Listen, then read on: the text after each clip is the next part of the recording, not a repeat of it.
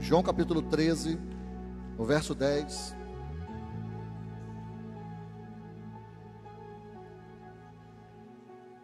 Deus nos chamou, irmãos, e tem um ministério que Deus deu para cada um de nós. E todos nós temos uma função, todos nós temos um propósito, mas o propósito principal do servo e do servo do Senhor é reconciliar o mundo com Jesus. É reconciliar os corações que estão afastados de Cristo com o Senhor. Esse é o ministério principal, esse é o nosso principal chamado. Mas dentro disso, de reconciliar a humanidade com o Senhor Jesus, nós somos chamados também para estar lavando os pés. Eu e você, nós somos chamados para lavar os pés uns dos outros. Eu e você, nós somos chamados para estar à porta da casa, aguardando quem chega e servindo essa pessoa para que ela possa adentrar o reino. Esse é o nosso chamado, essa é a nossa função. Eu quero hoje aqui compartilhar com você daquilo que o Espírito Santo colocou no meu coração para esta noite. João capítulo 13, no verso 10 diz assim: Jesus respondeu: quem já se banhou não precisa, quem já se banhou precisa apenas lavar os pés. Todo o corpo está limpo. Vocês estão limpos, mas não todos. Em outra versão, aquele que está lavado não necessita de lavar senão os pés, pois no mais tudo está limpo. Ora, vós estáis limpos, mas não todos. Pai, eu te agradeço nessa noite e te louvo, que tu és bom, tu és poderoso.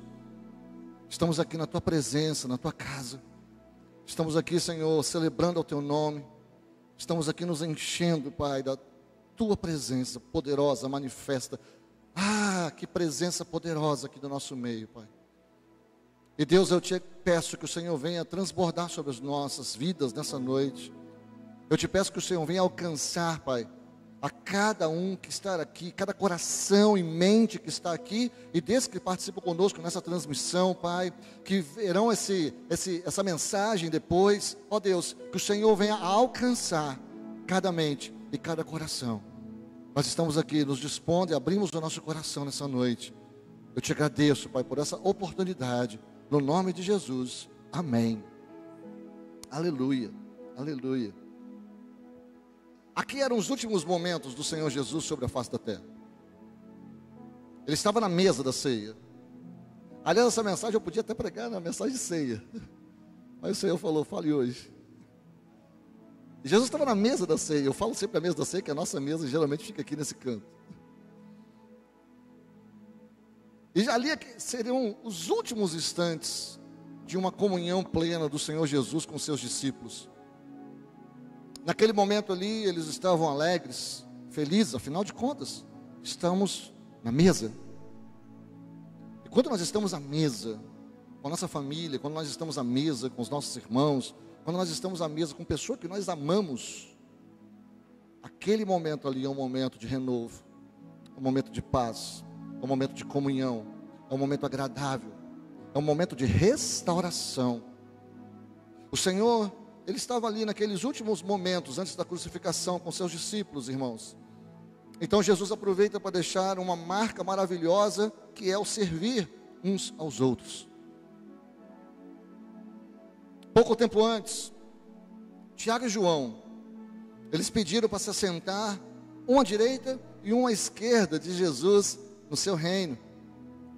Mas Jesus deixou claro, irmãos, que isso pertencia ao Pai, não pertencia ao Filho. E que no reino de Deus, buscar por posições ao inverso do que acontece aqui, do que foi estabelecido na terra, onde os que dominam são servidos e têm muitos privilégios. E é isso que nós vemos, sim. Quem domina tem privilégio. Quem domina, ele é servido. Mas no reino não é assim que funciona, irmãos.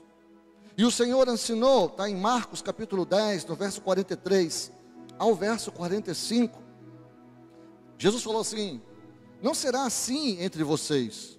Ao contrário, quem quiser tornar-se importante entre vocês deverá ser servo. E quem quiser ser o primeiro deverá ser servo de todos. Pois nem mesmo o Filho do Homem veio para ser servido, mas para servir e dar a sua vida em resgate por muitos. E Jesus aqui, irmãos, ele está dando uma dura resposta. Ele está falando com os seus discípulos de uma forma bem dura, bem sisuda, bem diretiva.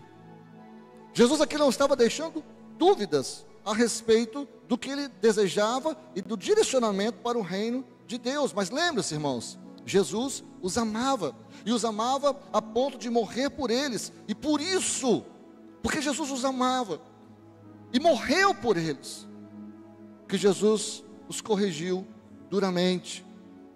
E quando nós somos corrigidos, irmãos, nós podemos ser sábios e aceitar essa correção, ou nós podemos ser insensatos e nos rebelar contra essa correção.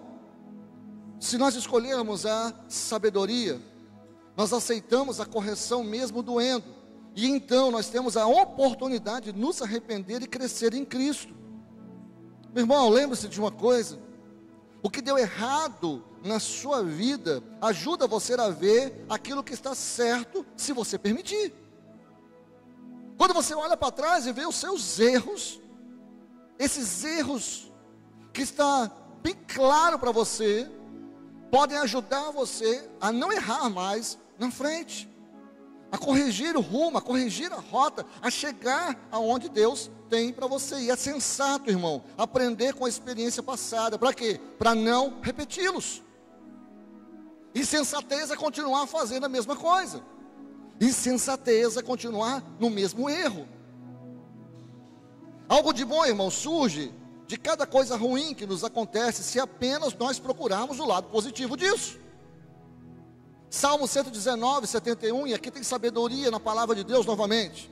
Fala assim: foi bom para mim ter sido castigado, ou foi bom para mim ter sido afligido, para que aprendesse os teus estatutos. Isso aqui está falando de alguém que alcançou sabedoria, a olhar para trás e ver os erros que cometeu, e esses erros veio dando sabedoria, maturidade, para que ele pudesse acertar o caminho aonde ele estaria andando daqui para frente. Alcançamos sabedoria e maturidade, irmãos, tão somente vivendo e vendo através das lentes das Escrituras. Fala-se muito de ideologia A, ideologia disso, ideologia daquilo. Mas se nós formos falar, irmãos, em termos cristãos, a nossa ideologia é como um óculos que nós colocamos, e a lente são as Escrituras. Então nós olhamos através das Escrituras, e por isso precisamos conhecer as Escrituras. Errais, porque não conheceis as Escrituras. Errais, porque não conhece o poder de Deus liberado através da palavra. Porque quando nós conhecemos o poder de Deus, e quando nós conhecemos a Escritura, meu irmão, nós olhamos para o mundo, olhamos para as circunstâncias, olhamos para as coisas que acontecem através das lentes que tão somente a Escritura Sagrada pode nos dar. E o que é isso? É através da verdade. E a verdade, irmão, não é tão somente uma palavra. A verdade, ela é uma pessoa. A verdade é com quem nós nos relacionamos. A verdade tem nome, a verdade tem uma identidade. A verdade chama-se Jesus Cristo. Essa é a verdade, irmão. É por isso que a mentira é tão abominável. Porque quando nós mentimos, nós estamos traindo a verdade. Quando nós mentimos, nós simplesmente falamos assim para a verdade: Jesus, fica aí um pouquinho aqui, que eu vou aqui ter um caso com o capeta. Aí eu vou ter um caso com o capeta aqui. Aí quando eu voltar, eu penso se eu vou voltar para você ou não. Isso é mentira, irmão. O pai da mentira tem nome, é Satanás. E o fruto da mentira também tem nome, pecado. E o pecado nos afasta do Senhor. É por isso que a mentira é tão danosa. E mentira é mentira, irmão. Grande ou pequena, aparentemente inofensiva ou danosa, a mentira, ela sempre será a mentira.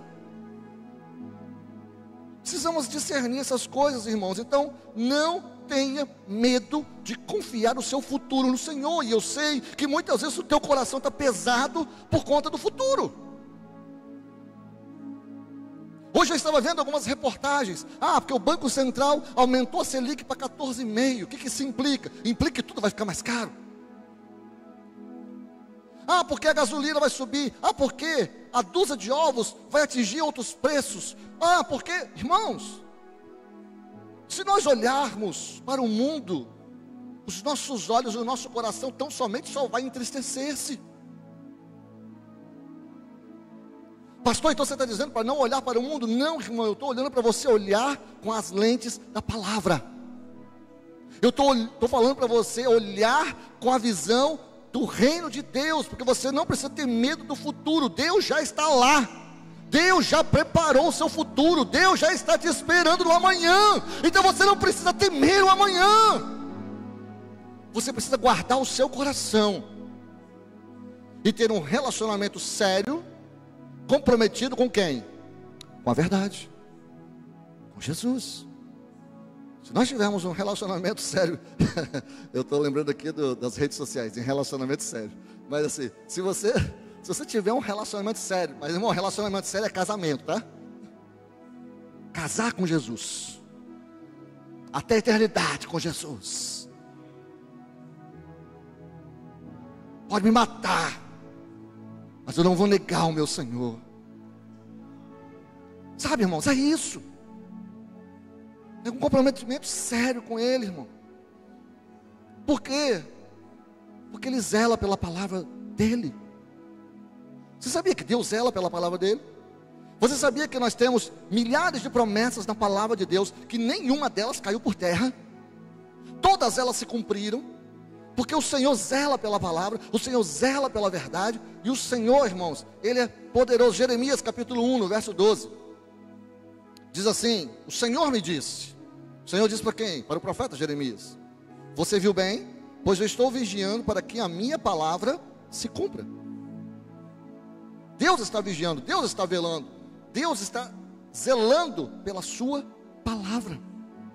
A palavra dele vai ser cumprida, irmãos. Isaías 55, verso 10 e verso 11, diz assim: como a chuva e a neve descem dos céus e não voltam para ele sem regar a terra e fazer brotar e florescer, para que ela produza semente para o semeador e pão para o que come, assim ocorre com a palavra que sai da minha boca. Ela não voltará para mim vazia, mas fará o que eu desejo e atingirá o propósito para o qual eu enviei. A palavra, irmão, a palavra não volta vazia. Quando a palavra vai, ela rega a terra. Quando a palavra vai, ela semeia a terra. Quando a palavra vai, ela faz florescer, faz frutificar. Ela produz o fruto, e não somente um fruto comum, um fruto para a eternidade. Deus está preparando o seu coração, Deus está preparando a sua vida, Deus está preparando tudo aquilo que você faz como um fruto que permanece para a eternidade. Nós não estamos plantando para agora, irmão. Nós estamos plantando para a eternidade. Amém? É muito poderoso, querido, quando você fala a palavra de Deus. Você tem falado a palavra de Deus? Não, eu não estou dizendo anunciar a palavra de Deus. Eu estou falando falar a palavra de Deus. A palavra de Deus está nos seus lábios. A palavra de Deus está no seu coração. A palavra de Deus tem saído da sua boca. Ou o que tem saído da sua boca, meu irmão? Porque o que sai da nossa boca é daquilo que o nosso coração está cheio. Dá uma olhada aí para trás. Dá uma olhada nessa semana no que você falou. Dá uma olhada nesse mês pelo que você falou. Dá uma olhada nesse último ano, nesses últimos 5 anos, 10 anos. Olha o que tem saído da sua boca. A boca fala do que o coração está cheio, mas é muito poderoso quando você fala a palavra de Deus, irmão. Fale a palavra de Deus. Fale vida. Fale vida. Fale vida. Escolha falar vida, não morte.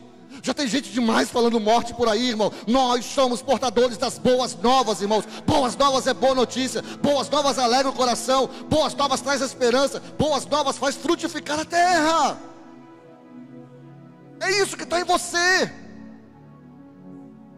Você não é aquele que chega e o bolinho espalha. Não, meu irmão, você é aquele que chega e as pessoas agregam-se a você. As pessoas se ajuntam a você, porque você é portador das boas novas. É isso que está dentro de você. Deus colocou isso. Então chegará um momento em que as suas lágrimas, elas cairão. E vai cair lágrimas dos seus olhos. Mas não por causa de problemas, mas por causa de que Deus respondeu às suas orações. Vocês estão entendendo aí? Amém? Amém? Amém? Sabe, irmãos, tem hora que nós choramos de tristeza. Tem hora que o nosso coração está triste mesmo, não tem problema. E aqui é o lugar certo, você pode chorar. Irmãos, eu fico tão feliz quando eu vejo lágrimas descendo dos nossos rostos, dos nossos olhos, quando nós estamos no culto, quando nós estamos adorando ao Senhor, irmão. Porque nada mais verdadeiro do que uma lágrima que desce. E essa lágrima pode ser de alegria ou de tristeza, mas aqui é o lugar certo. E o que tem acontecido hoje? Nós não choramos mais na presença do Pai, nós não nos derramamos mais na presença do Pai, porque nós ficamos pensando o que o outro vai falar. Ah, vão me perguntar isso, ah, vão achar isso, ah, vão me julgar assim. Meu irmão, eu não estou nem aí, eu quero servir ao meu Deus. Se lágrimas rolarem, como rolou no louvor aqui, que rolem. O grande problema é que a gente pensa demais no que os outros estão pensando da gente. A gente pensa de menos do que importa, do que Deus está pensando de mim.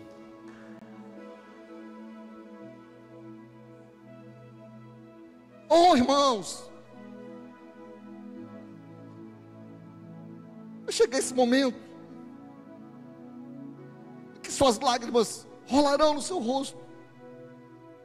Uma lágrima de conforto, lágrima de alegria, lágrima de satisfação, lágrima de louvor, lágrima de adoração, lágrima de você vai sentir o peso da presença do Senhor na sua vida.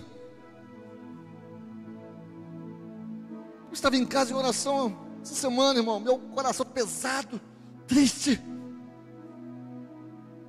Parecia que tinha uma tonelada nas minhas costas. Eu falei, Jesus, o que está acontecendo? Eu estava só em casa, só. Você sabe que crente sempre anda em bando. É eu, o Pai, o Filho e o Espírito Santo. Somos nós quatro, fechamento puro, tá? Então, é assim. A gente sempre anda em bando. E aí quando eu fui orar, eu senti uma presença tão poderosa do Senhor. As lágrimas rolaram. Eu não vou dizer como é que é homem chorando não, porque homem chorando é muito feio. A gente não sabe chorar direito, né? Então, a gente é muito feio chorando. Mas eu senti uma alegria tão grande.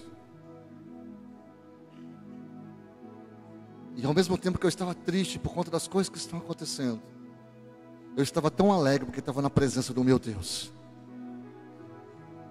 Sim, eu sei que parece confuso, mas não é.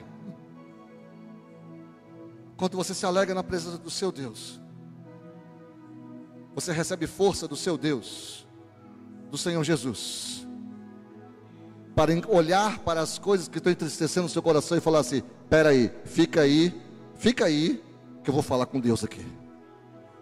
E aí quando você volta para cá, você está fortalecido no Senhor. Aquilo, muito embora te entristeça, já não te faz mal.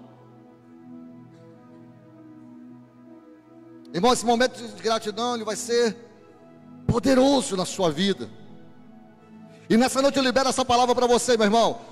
Vai chegar o tempo, está chegando o tempo, e já chegou o tempo em que você vai chorar de alegria, você vai chorar de satisfação, você vai chorar em gratidão, porque Deus, Ele estará fazendo com que lágrimas rolem nos seus rostos de alegria. Recebe essa palavra em nome de Jesus essa noite.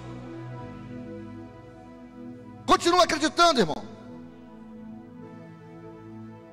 porque essas lágrimas, elas serão um lembrete, elas serão um memorial de quão longe você chegou e como a fé que você teve no seu coração carregou você durante o período difícil. Confie no Senhor, irmão. Mesmo nesses momentos difíceis, mesmo nesses momentos em que você fala assim: eu não aguento mais, porque aí o Senhor vem e vai te dar o escape, para que você possa sair disso, irmão. Salmo 126, verso 5 e no verso 6, fala bem assim: aqueles que semeiam com lágrimas, colherão com cânticos de alegria. Aquele que sai chorando, enquanto lança a semente, voltará com cantos de alegria, trazendo os seus feixes, ou os seus molhos, em algumas versões. Aleluia. Continue semeando sementes, irmão, de amor. Continue semeando sementes de gentileza. Continue semeando a semente da verdade. Continue semeando, meu irmão, nas vidas das pessoas que estão próximas de você. Continue sendo bom para os outros. Senhor Jesus, irmãos, Ele falou que a maneira como as pessoas saberão que você é discípulo dele é pelo seu amor de uns pelos outros. É assim que nós somos conhecidos como discípulos do Senhor Jesus. Pastor, eu quero fazer isso, mas e se eu falhar? E se eu fracassar? Vale a pena? Meu irmão, se você for ousado, você vai fracassar várias vezes. Você vai fracassar em perdoar. Você vai fracassar em amar. Você vai fracassar em colocar-se à disposição para servir. Você vai fracassar em fechar a sua boca na hora da discussão. Você vai fracassar em cumprir com algo que foi assumido, que é muito importante. Porque tem tantas coisas e muitas coisas que nós vamos tentar e que nós vamos fracassar. Mas lembre-se, fracassar não significa que você é um fracasso. Você é mais que vencedor em Cristo Jesus. É isso que a palavra de Deus afirma. Nós podemos fracassar, irmãos, mas devemos continuar tentando, porque não há nada mais terrível para os críticos, para os cínicos, para aqueles que são intimidadores, do que as pessoas que estão dispostas a falhar, conhecer a decepção e depois se reerguer quantas vezes forem necessárias para seguir arriscando de novo. Porque o que os outros fazem, o que os outros falam, o que os outros dizem a nosso respeito, não tem nada a ver com aquilo que Deus diz a meu respeito. O que o mundo joga contra mim não pode mudar a identidade que o Senhor colocou em mim, irmão. Nada do que aconteça na minha vida pode mudar aquilo que eu sou no Senhor Jesus. Jesus estava ali na mesa com seus discípulos, e ele sabia que seria em breve traído por um deles. Isso não mudou quem Jesus era, isso não mudou o que Jesus fez, isso não mudou nada. Por quê? Porque Jesus sabia muito bem quem ele era e para que ele tinha vindo. Jesus sabia a identidade dele. Isso não muda quem nós somos, irmãos. O que as pessoas fazem, falam ou dizem a nosso respeito, sabe? Não muda quem você é, não muda em nada a sua identidade. Sabe, o inimigo adora tentar roubar o nosso valor, o nosso senso de mérito. Sim, o inimigo tenta roubar, mas nada do que aconteceu com você, irmão, pode mudar a essência daquilo que Deus diz quem você é. Não pode. Nenhum erro que você cometeu, ou como outra pessoa o tratou, pode mudar quem você é. Você ainda é filho do Deus Altíssimo, e Ele o criou à sua imagem e à sua semelhança. E você, meu irmão, você é destinado à eternidade com o Senhor. Coloca isso no seu coração, grava isso dentro de você. Nunca se esqueça dessa verdade. E assim, ali diante da mesa, naquele momento, o Senhor Jesus tomou uma toalha, e Ele nos chama para estar lavando os pés, irmãos. João 13:10, o texto que nós lemos no início, diz: quem já se banhou precisa apenas lavar os pés, todo o corpo já está limpo. Vocês já estão limpos, mas nem todos. E aqui ele está falando especificamente a respeito de Judas. E aqui ele está falando que os discípulos já estão limpos, só que precisa lavar os pés para se sentar à mesa. Porque quando ele foi falar isso, Simão Pedro falou: Você não precisa me lavar não, Senhor. Que isso? E aí Jesus falou com Pedro: Pedro, se eu não te lavar, você não tem comunhão comigo. Ah, então, Senhor, já que é assim, ó, cabeça e mão também. Se possível, me dá um desodorante aí para ficar legal. E aí que Jesus falou esse texto aqui: vocês já estão limpos. Vocês só precisam lavar os pés. Jesus ali, irmãos, ele assumiu o papel de um escravo. Jesus ali assumiu o papel do escravo que tinha, teoricamente, a pior função na casa, que era ficar na porta da casa, esperando quem chegasse. As estradas eram empoeiradas. Quem chegava precisava lavar os pés. E aquele escravo, ele ficava ali com uma bacia, com água, para lavar os pés de que adentrava as casas. E geralmente eram casas mais abastadas, evidentemente, que tinham essas pessoas. Jesus, ele pega a toalha, e ele, sendo Senhor e Mestre, ensina uma dura lição aos seus discípulos. Lembra do que eu falei? Sobre aquele que quiser ser o primeiro, que seja o último. Aquele que quiser ser servido, que sirva. Eu vou mostrar isso para vocês agora. Então ele pegou a toalha, e ele começou a lavar os pés dos seus discípulos. E vocês sabem, quem já teve o pé lavado, sabe como é que isso é um ato que nos constrange.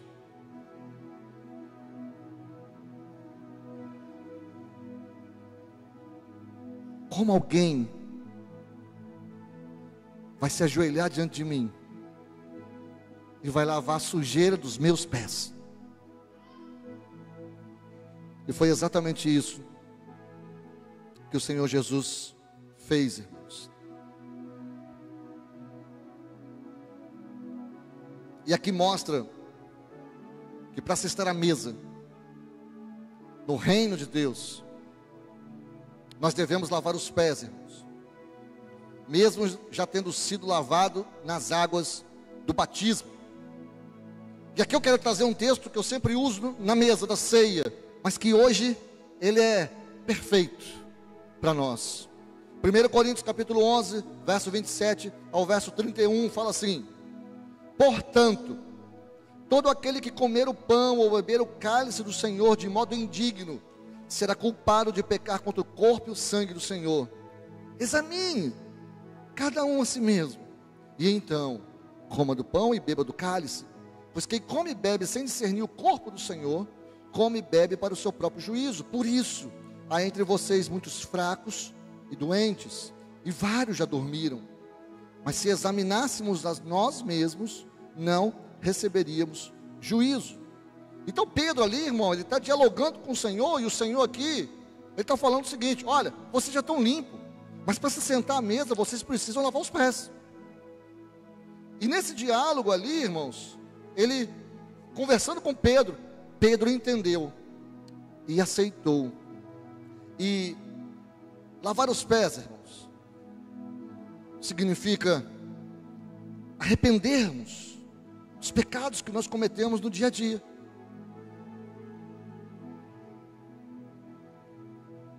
Sim, nós cometemos pecados no dia a dia, mesmo crentes, mesmo já tendo descido as águas batismais, mesmo por experiência na palavra de Deus, a gente comete pecado, a gente escorrega, cai, voluntariamente ou involuntariamente. Mas é isso que acontece muitas vezes, irmãos. Nós que já somos salvos pelo lavar regenerador do Espírito Santo nos batismos com as águas, nós precisamos arrepender-nos dos nossos pecados dia a dia. Por isso que Jesus disse: basta a cada dia o seu mal. Semana passada eu falei, irmãos, que tão logo você saiba que você pecou, Então logo você saiba que você escorregou e caiu, volte para o caminho imediatamente. Não dê tempo para que Satanás haja na escuridão na sua vida. Volte para o caminho. Lavar os pés, irmãos, e ter os pés lavados significa mutualidade na igreja. Significa que nenhum membro é maior do que o outro. O que é mutualidade? Eu sirvo a você e você me serve. Eu alimento você e você me alimenta. Eu dou suporte para você e você dá suporte para mim. O meu dom complementa o seu dom e o seu dom complementa o meu dom. Isso que é mutualidade na igreja, irmão. De tal forma que o corpo do Senhor, ele não tem falta de coisa alguma. Lavar os pés significa servir ao meu irmão naquilo que ele necessita. Sabe, hoje nós estamos vivendo vidas tão individualizadas, irmãos. Todo mundo está tão sobrecarregado, tão cansado, que no final das contas nós sequer perguntamos para o outro quando nós nos encontramos: e aí? Está tudo bem com você? Como é que você está? E a resposta clássica é: está tudo bem. O mundo também age assim, irmão. É assim que funciona. Mas vós não sois mais do mundo. Vós sois lavados, regenerados e vivificados pela palavra de Deus. E mesmo que alguém fale que está tudo bem, no seu íntimo, no seu coração, o Espírito ministra que não está. Então às vezes você vai ter abertura para ajudar, e às vezes você simplesmente vai para o joelho orar. Pastor, mas orar? Ô irmão, pela oração. Mulheres receberam seus maridos que estavam mortos, pela oração. Impérios ruíram, pela oração. Nós alcançamos a glória, pela oração, irmão. Portais celestiais são abertos, pela oração. Os demônios batem retirada, pela oração. Nós somos curados, pela oração. Nós alcançamos todas as coisas do mundo espiritual e no nosso tempo. É pela oração, irmão. Jesus nos deixou um legado de oração. Então é pela oração que nós devemos alcançar. Por isso, lavar os pés tem a conotação de servir uns aos outros, irmãos, e estimular uns aos outros a prática das boas obras em Cristo Jesus. Então, igreja do Senhor Jesus, que tal continuar servindo em atos? Que tal você se esforçar mais do que você tem se esforçado para servir uns aos outros? Que tal de fato você viver a identidade de Deus na sua vida, meu irmão e minha irmã? Que tal você continuar trabalhando para servir de todo o seu coração, e não somente quando tiver conveniente, quando você tem tempo de sobra, recurso de sobra, vontade de sobra? Deus está chamando a gente, irmão, para negar-nos a nós mesmos, muitas vezes. Aliás, na maioria das vezes. Precisamos, irmãos, sermos confrontados com essa verdade. Eu vou pedir para você ficar de pé no seu lugar. Eu quero orar com você.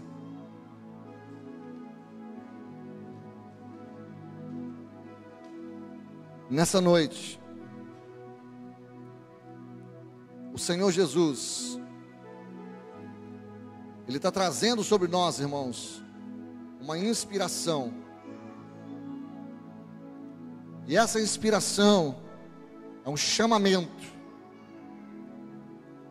para que nós possamos lavar os pés uns dos outros. E lavar os pés uns dos outros significa você estar disposto a deixar que alguém lave o seu pé. Ou seja, você vai estar disposto a deixar que alguém ajude você.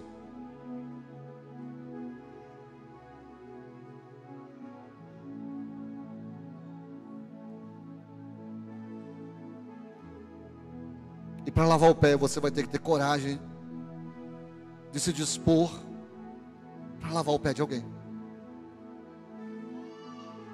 Que tal começando na sua casa? Que tal começar, esposa, com seu marido? Que tal começar, marido, com a sua esposa? Pai, mãe, que tal começar com seus filhos? Filhos, que tal começar com seus pais? Sirvam uns aos outros.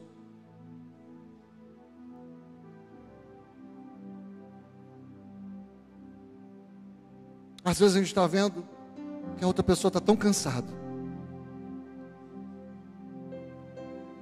mas nós estamos tão egoístas, irmãos. Nós estamos olhando tanto para nós mesmos que nós não percebemos mais essas coisas. Nós somos chamados para lavar os pés do Senhor. O Senhor fez isso. O Senhor te chamou, me chamou.